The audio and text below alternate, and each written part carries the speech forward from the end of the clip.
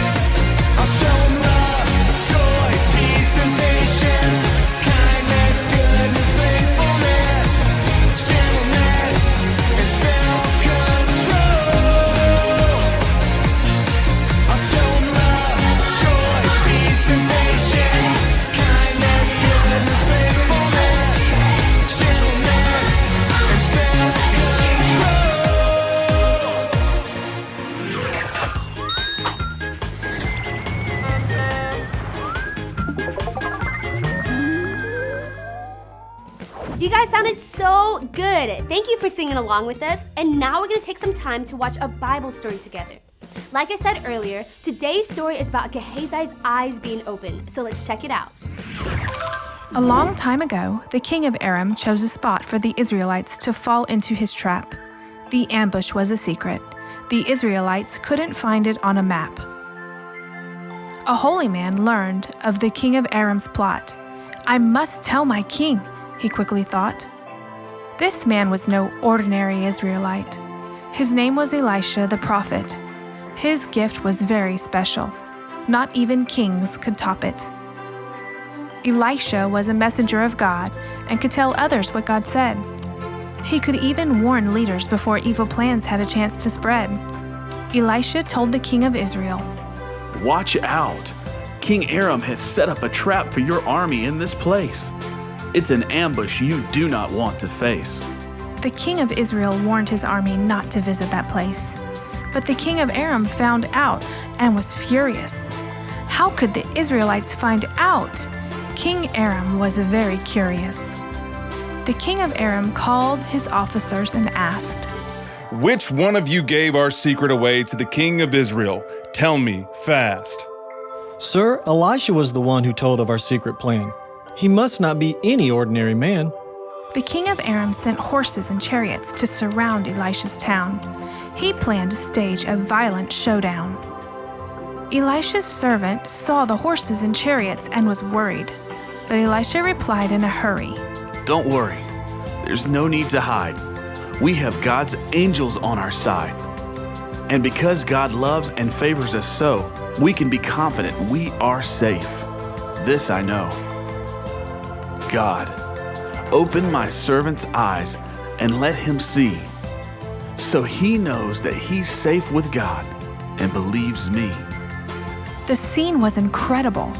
The servant was amazed. God's protection was visible. The servant knew to give God praise. The servant's eyes were open to see God's actions. When the Arameans eventually attacked, Elisha prayed with passion. "God, make the Arameans blind, so that all they see is darkness before their eyes." The entire Aramean army was blinded by God's power. They followed Elisha straight to the king of Israel in a matter of hours. As they entered the city, Elisha prayed from afar. "God, open their eyes so that they see where they are." The king of Israel wanted to defeat the Aramean army, but Elisha had other plans. "Send the army back to their king and get ready to prepare them a feast. They've done enough for today and should be released." Because of God's power and protection, the Arameans didn't bother Israel anymore. Remember, no matter what happens, God is fighting our battles in the midst of any war. What an incredible story. Elisha's servant Gehazi was totally freaking out, but then God opened his eyes. Our friend Pastor Andrew is going to be talking to us a little bit more about our story right now, so let's take a look. To see, I have to wear contacts or my glasses. If I don't, everything looks blurry to me, kind of like this. Yeah, it's not great. But no matter how good or how bad your physical eyesight is, we also have a spiritual eyesight too. And usually, our spiritual eyes need some major help. Jesus talked about this a lot. He would be in a crowd of people and talk about how the religious leaders were being blind. And he would say to others, "You see, but never know what you are seeing." And then Jesus would say that some people were blessed because they had eyes to see. Now, again, Jesus wasn't saying you all need glasses because your eyes are messed up, but he was talking about their spiritual vision. They needed to see something that was impossible for them to see on their own. We have all sorts of amazing machines that help us see things that we could never see on our own. We have night vision goggles that allow people to see even when it's totally dark outside. If you had a pair of these goggles, then you would never stub your toe in the dark again. And then we have infrared goggles that allow us to see the heat coming off of something or someone. It can make you look like you're on fire or glowing these crazy colors. Isn't that awesome? We even have X-rays that allow us to see inside of a person. Think for a moment about how amazing that is, being able to see inside. Whoa. So yeah, there's all sorts of these devices that help us see things that we could never see on our own. And that's what Jesus is talking about. He wants us to know that there's a way of seeing that we could never have on our own. Jesus wants us to know that there's so much more happening all around us that our normal eyes will never be able to see. And even better news, we don't have to have some type of strange goggles to help us see this way. Ever wondered just how exactly God sees things? Introducing the Godgles. This revolutionary, never-before-seen device allows you to see how God sees. Get yours today for the low price of $77.77. The Godgles are not guaranteed to work. Please consult your doctor before using this product. They cause skin irritation, hot dog fingers, sudden and complete pizza face, memory loss, bee's knees, uncontrollable dance breaks, inability to dance, temporary tooth loss, or blindness. Order yours today! Yeah, those aren't real. The only way we're able to see this way is by God opening our spiritual eyes to see more of what God sees. Think of your heart as having eyes, and those eyes are dark.